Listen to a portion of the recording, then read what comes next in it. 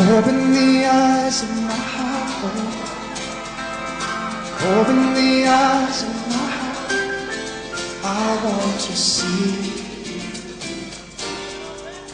I want to see. Vamos a ver en esta mañana, quería que pudiéramos compartir juntos un tema que tiene que ver con aquellas cosas que guían y que dirigen nuestra vida. ¿Cuáles son los motivos por los cuales hacemos lo que hacemos?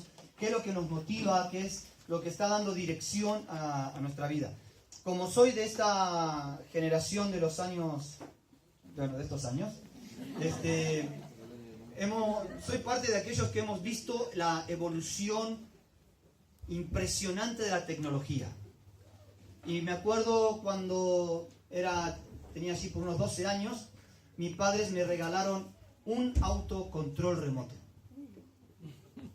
que era una pasada en ese tiempo, era una novedad de aquellas, porque tenía un cable que desde un comando hasta donde estaba el auto y uno podía hacerle avanzar y retroceder.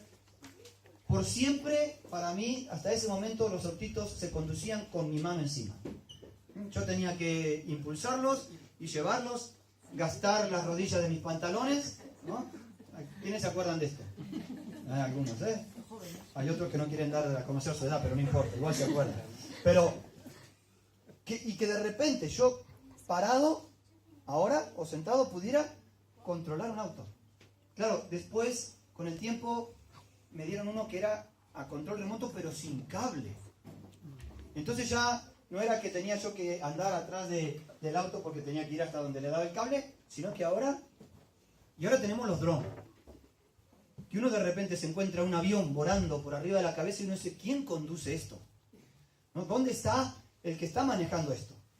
Y pareciera, a simple vista, casi que es invisible, que se mueve solo eso. Pero siempre habrá alguien, en algún momento, en algún lugar, manejando los controles. Así pasa con nuestra vida. Siempre habrá algo o alguien que está controlando nuestra vida. ¿Qué es lo que determina por qué hacemos lo que hacemos? O a veces por qué no hacemos algunas cosas. Entonces, cuando Dios guía mi vida, obviamente todo va teniendo un sentido. Pero antes de ver cuando Dios guía mi vida, quiero que veamos algunas cosas que a veces guían nuestra vida, que no son Dios. Que a veces tienen que ver, por ejemplo, con la culpa. A veces nuestra vida está guiada por la culpa. Dios le dijo a Caín, por haber pecado serás errante y extranjero. La definición de errante es alguien que no tiene rumbo, que anda por la vida sin dirección. Y muchas veces nosotros podemos estar siendo llevados también por la culpa de cosas que hemos hecho en el pasado. Y esas culpas nos impiden muchas veces hoy disfrutar de todo lo que Dios quiere para nosotros. Algunas personas dicen, bueno, no, yo con las cosas que yo he hecho en mi pasado, yo no merezco nada bueno en mi vida. Es más, no solamente que no merecen nada bueno, sino que cuando les pasan cosas malas dicen, me lo merezco. ¿Conocen personas así? O que de hecho dicen, por algo esto me tiene que estar pasando, yo tengo que haber hecho algo muy malo en algún momento. Y algunos no se conforman con su vida, sino que dicen, en mi otra vida, ¿no? Porque la gente para echarse culpa hasta se carga la de antepasados. Pero a veces pareciera como que las personas están allí. Muchas veces nosotros somos producto de nuestro pasado. Pero no debemos ser esclavos de nuestro pasado. Todos llegamos a ser lo que somos hoy a través de experiencias que hemos vivido. De cosas aún en las cuales quizás nos hemos equivocado. De pecados que hemos cometido. Pero lo bueno es saber que no tiene que ser eso lo que conduce mi vida. Que nosotros podemos librarnos de eso. Dice el Salmo 32, feliz el hombre a quien sus culpas y pecados le han sido perdonados por completo.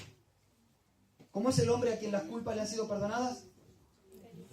Feliz. El hombre que vive enganchado todavía con sus culpas no puede disfrutar la felicidad. Siempre siente que algo tiene que hacer para pagar lo que en algún momento cometió.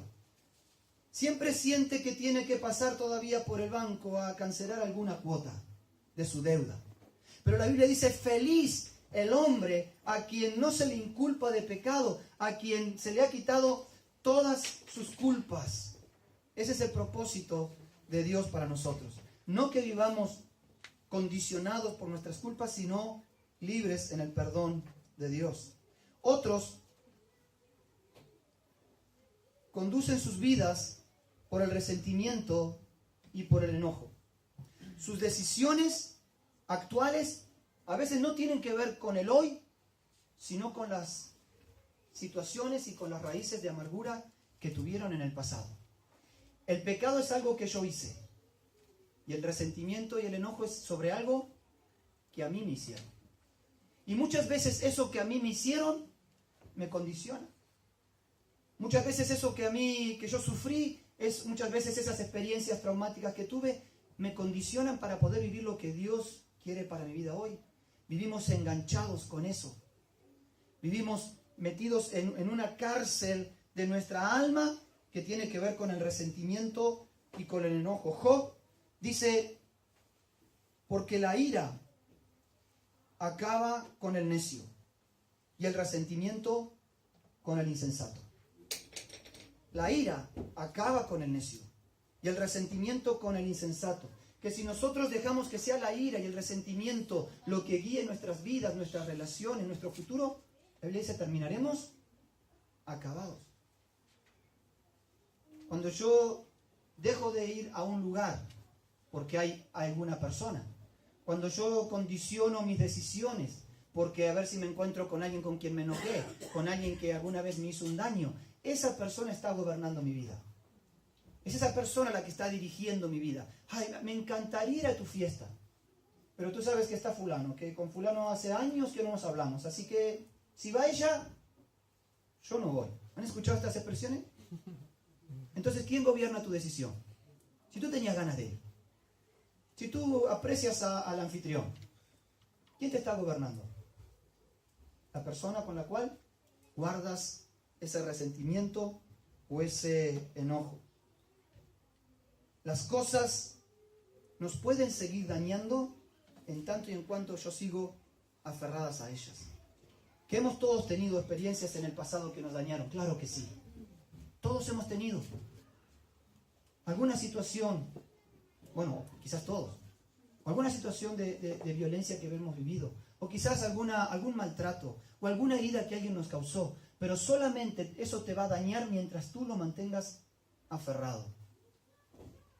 Cuando tú lo sueltas con el perdón, cuando tú ya no dejas que eso sea lo que gobierna tu vida, sino que sea el perdón y la gracia de Dios, entonces podrás disfrutar de lo que Dios quiere.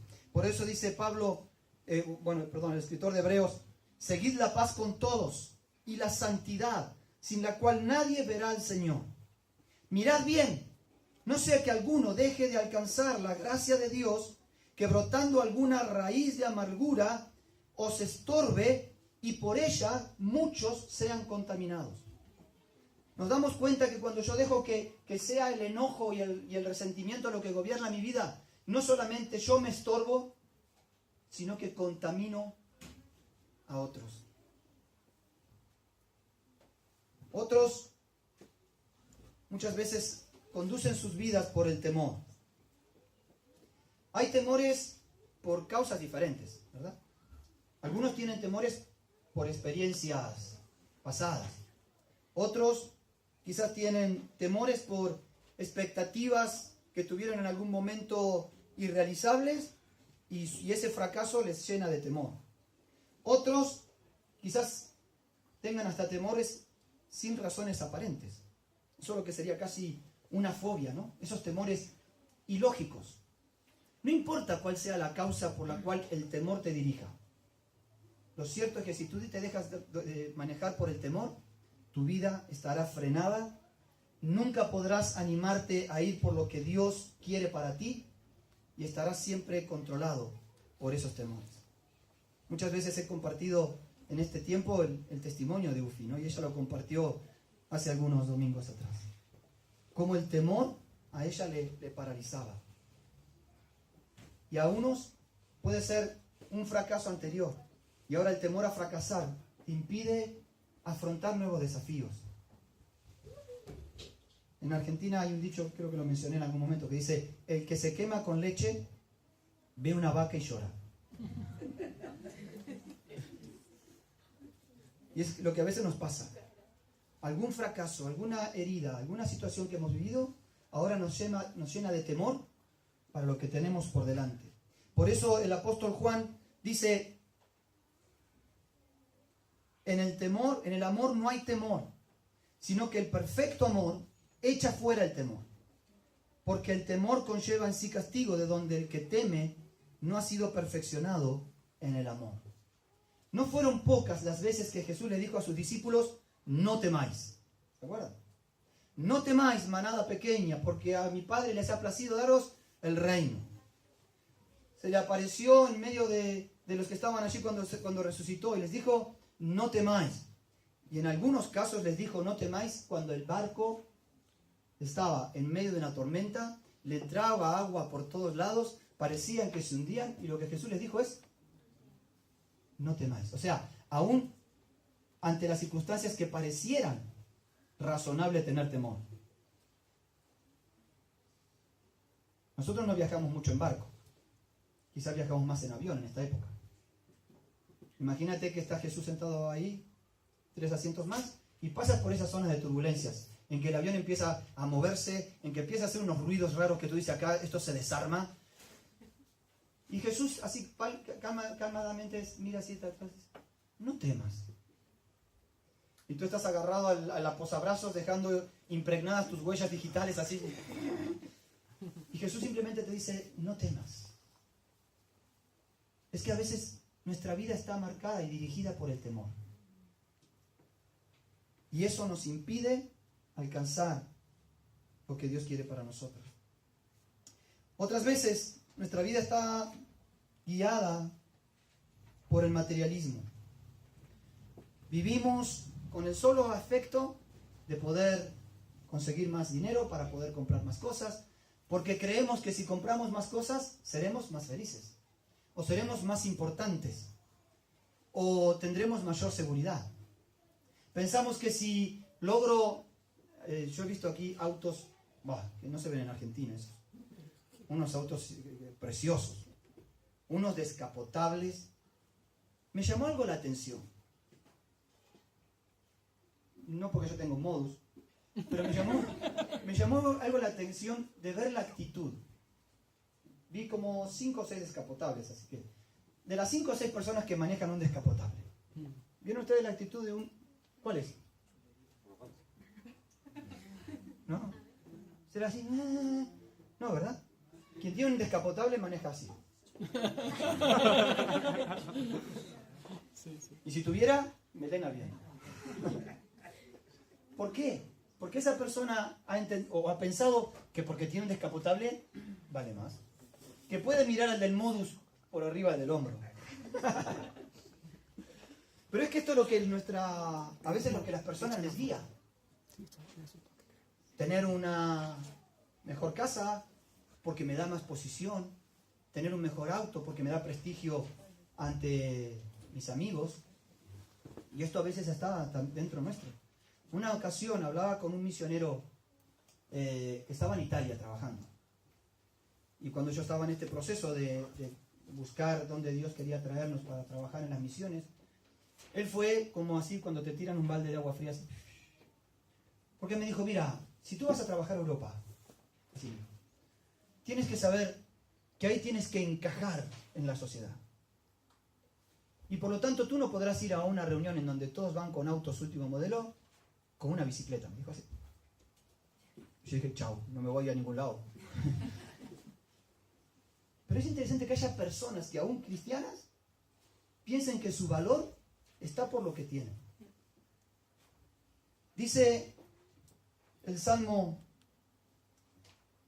52, Dios te arruinará para siempre, te tomará y te arrojará de tu hogar, te arrancará del mundo de los vivientes. Los justos verán esto y temerán, y entre burlas dirán de él, he aquí el hombre, o aquí tienen al hombre, que no buscó refugio en Dios, sino que confió en sus riquezas y se afirmó en su maldad. Que no está mal prosperar. Pero el problema es cuando yo busco cuando eso es lo que motiva mi vida. Cuando eso es por lo cual vivo, por lo cual respiro para trabajar y trabajo para ganar.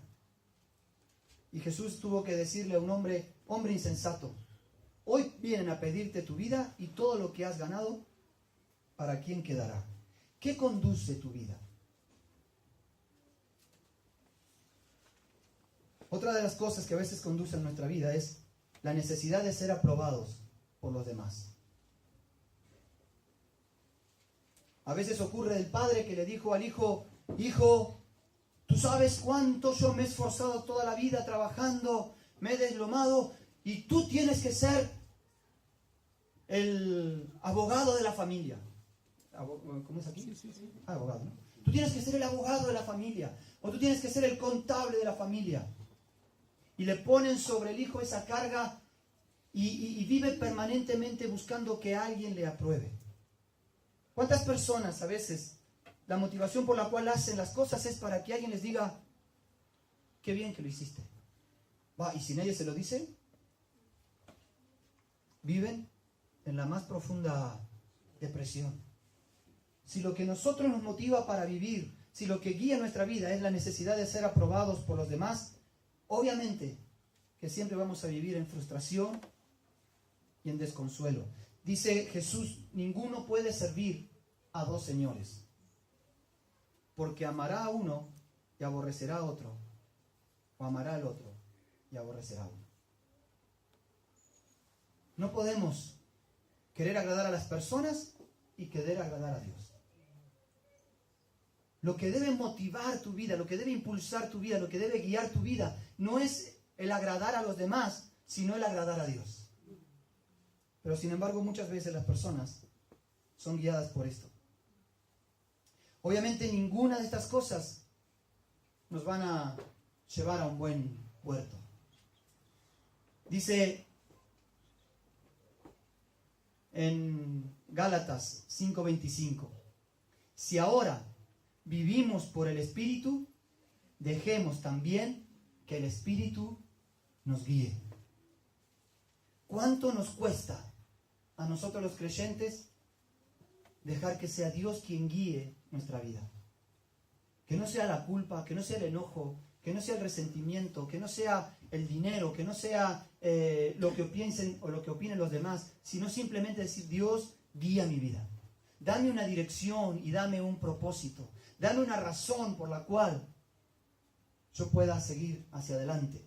Hablábamos el domingo pasado que todo comienza en Dios, por Dios y para Dios.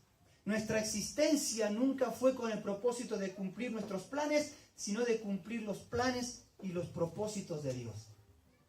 Y el tema es que cuando Dios nos guía y le damos el mando, de repente nosotros que queríamos ir para allí, Dios dice, no, bueno, pero yo te creé para que cumplas otras cosas. Y entonces, de repente podemos descubrir los beneficios de cuando nuestra vida es guiada por Dios. Porque si Pablo dice, sean guiados por Dios, es porque tiene que haber para nuestra vida beneficios. Si Dios nos guía, dará a nuestra vida significado.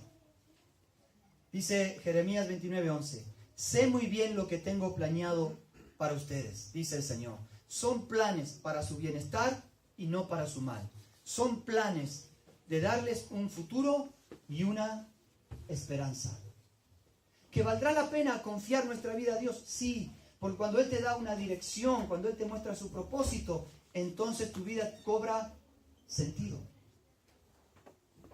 ¿De qué vale una vida si cuando nos presentamos delante de Dios no le podemos decir, he cumplido para lo que tú me has mandado? Cuando Dios guía nuestra vida se hace más simple. Porque en vez de estar queriendo cumplir con un montón de expectativas, en vez de estar corriendo, escapando de nuestro pasado, en vez de estar acarreando las cargas de nuestra culpa, simplemente ahora lo que queremos es agradar a Dios. Y eso hace tu vida simple. Agradar a Dios es simple. No es complejo. No es difícil. Dios tiene para nosotros planes de bien y no de mal. Simplemente tenemos que aprender a descansar en Él. Dice Isaías 26:3. El de firme propósito guardará en perfecta paz, porque en ti confía. El de firme propósito guardarás en perfecta paz. Cuando yo estoy en los propósitos y en los caminos de Dios, mi vida debería estar en paz. Cuando usted está viajando en el avión y el avión se empieza a mover, ¿alguna vez se le ocurrió irse a la cabina y decirle al piloto, a ver, ¿sabes lo que estás haciendo?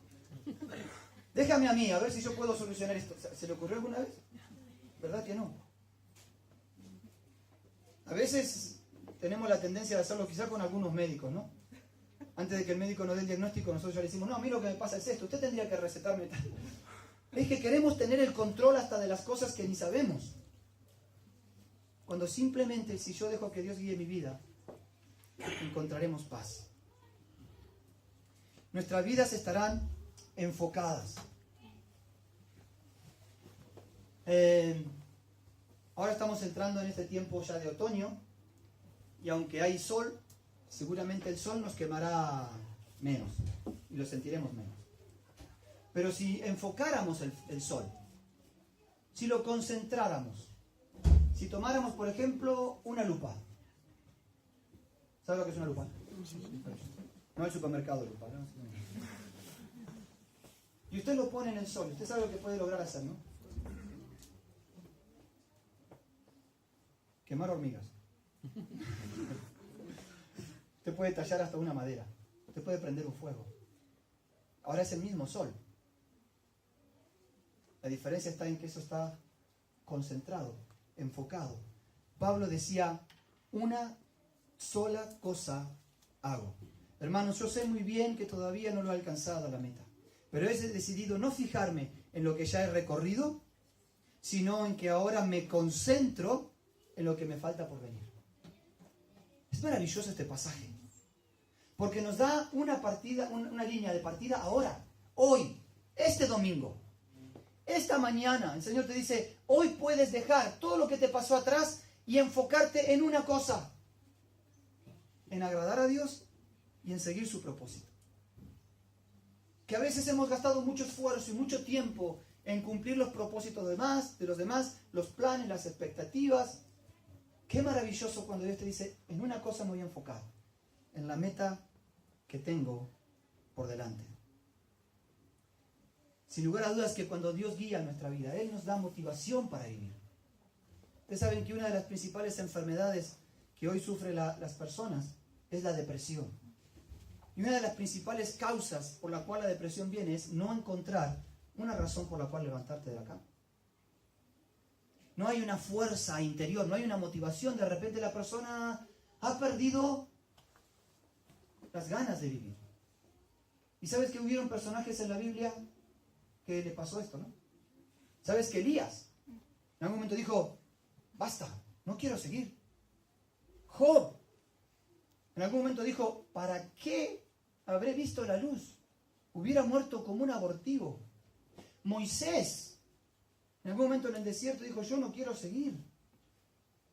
O sea que esta sensación de depresión y de falta de motivación para seguir también la sufrieron los personajes bíblicos. ¿Saben lo que los sacó de la depresión a estas personas? Dios. ¿Pero ¿saben por qué? Porque Dios les dio a ellos un propósito. ¿Qué le dijo a Elías? Viene un ángel, lo tocó y le dijo, levántate y come. ¿Por qué? Porque ¿cómo te vas a quedar ahí, Elías? Gente grande, vamos, que vos sos un buen tipo, animate, vamos. No, le dijo, levántate y come porque largo camino te queda. Eso sería para otro mensaje, ver qué era lo que le quedaba a Elías, pero una de las cosas era ungir un rey. O sea, Dios no había terminado con él, y fue recordarle el propósito que no dependía ni de Elías ni de su depresión, sino del plan de Dios, lo que lo hizo levantarse y seguir caminando. Cuando Moisés se quiso morir, Dios le dijo, nada de eso. Tú tienes todavía un propósito. Y eso fue lo que, mi vida tiene sentido. Estoy aquí para algo y no es para terminar mi casa, no es para pagar la hipoteca, no es para terminar de pagar el préstamo del auto, no es para terminar mi carrera. Estoy aquí para algo que es mucho más trascendental, que es el plan y el propósito de Dios. No sé, aquí en Argentina los matrimonios entran en una gran crisis que se llama la crisis del nido vacío. ¿La conocen? Y es el momento en el cual los hijos se fueron a estudiar o se casaron y los matrimonios se separan. O los matrimonios entran en conflicto. ¿Por qué? Porque la razón de ser de ellos eran los hijos. De hecho, así muchas veces estamos juntos por nuestros hijos. Cuando los hijos se van ya no hay motivo para estar. A veces nosotros tenemos que buscar esos motivos que son más trascendentales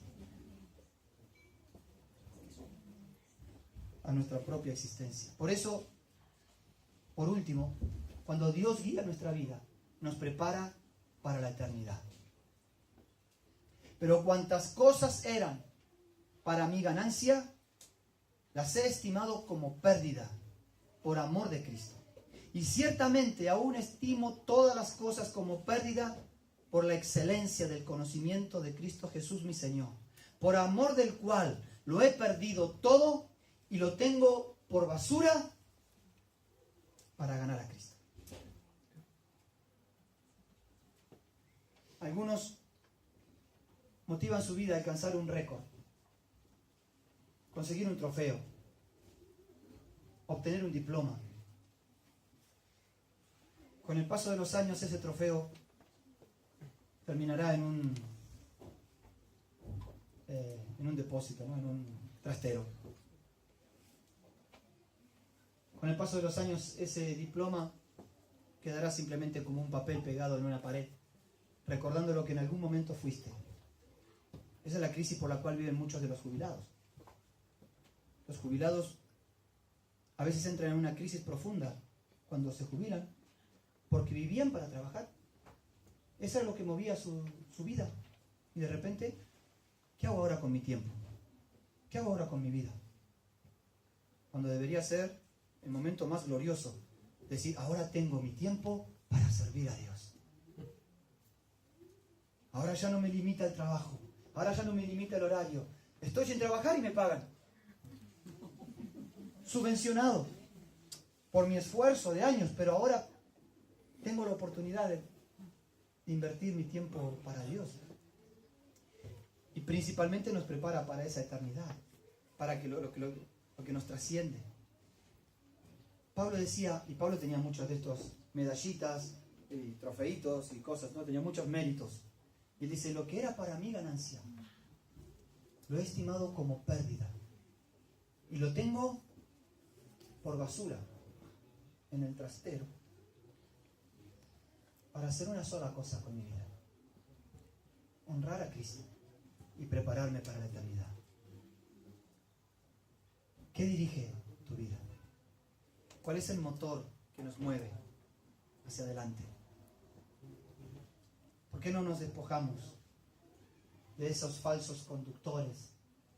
Nos despojamos de la culpa, del enojo, del resentimiento, del agradar a los demás, del materialismo. Y decimos, Dios, ven.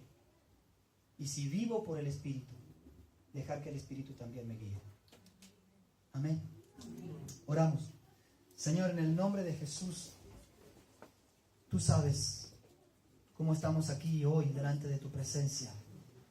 Y tú sabes, Señor, cuántas veces en nuestro interior hubieron fuerzas en nosotros que guiaban nuestra vida, Señor, pero que no la guiaban conforme a tu propósito.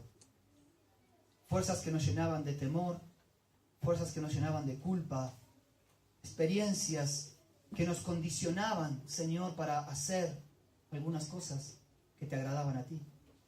Pero hoy, Señor, queremos renunciar a ello y pedirte que tu guía y la guía de tu Espíritu Santo sea la que conduzca nuestra vida. Queremos conducirnos con un propósito claro y que ese propósito sea agradarte a ti y cumplir tu voluntad en nosotros. Señor, nos ponemos en tus manos. Toma tú el control de cada área de nuestro ser. En el nombre de Jesús. Amén. Open the eyes of my heart, Lord. Open the eyes of